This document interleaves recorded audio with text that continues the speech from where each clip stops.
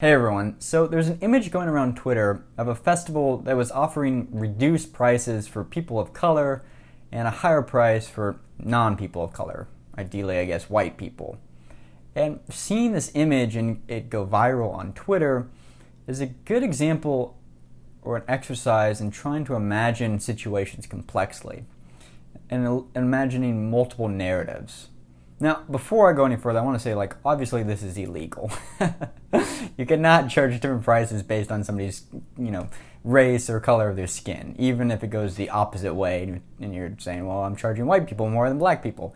Still illegal, still racist. But we as humans care about intent and motivation. That's an important factor for us, just as thinking, feeling, amygdala-driven creatures. And the way I see it, there's three ways to imagine what went on in their intent. There's three narratives at the crux of an image getting taken of a festival that's charging $10 for a person of color and $20 for a white person. And the first narrative is that the festival organizers were getting together and they thought that there's just too many white people. They want less white people at this festival. How can we do it? We'll charge white people more and that'll discourage them from coming. That's one way to imagine the narrative. The second way to imagine the narrative is to think, well, people of color are more poor.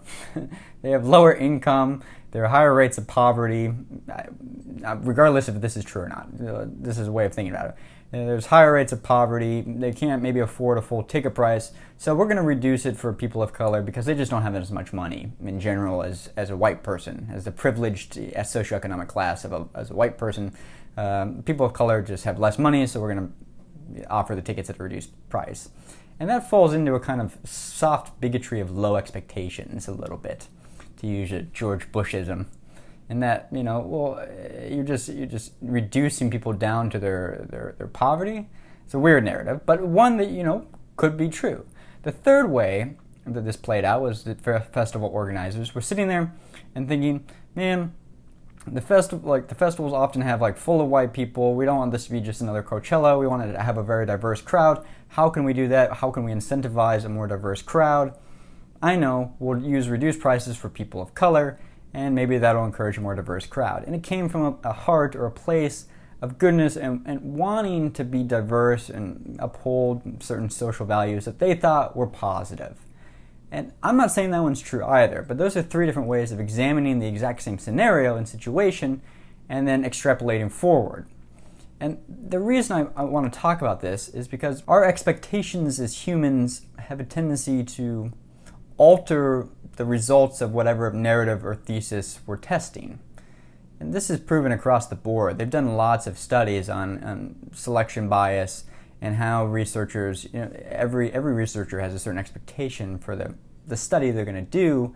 And even if they're the most esteemed researchers in the world, often that expectation can lead the result to matching that expectation. And that's why, for instance, the double-blind study is the gold standard for medicine, and medicine is the gold standard for all research across the board, is so that our expectations of what a thesis or narrative is doesn't in turn out to be true simply because we want it to be true.